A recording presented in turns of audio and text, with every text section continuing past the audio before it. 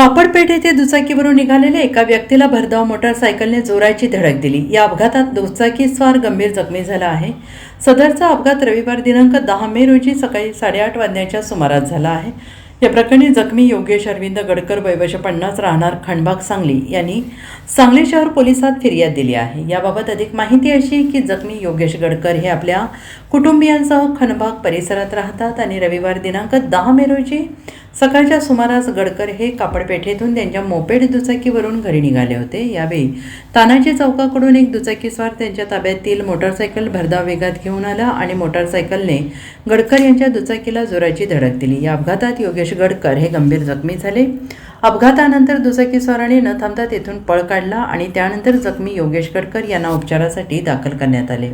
उपचारानंतर गडकर यांनी सांगली शहर पोलीस ठाण्यात फिर्याद दिली आहे आणि त्यांच्या फिर्यादीवरून पोलिसांनी अज्ञात दुचाकी विरोधात गुन्हा दाखल केला आहे।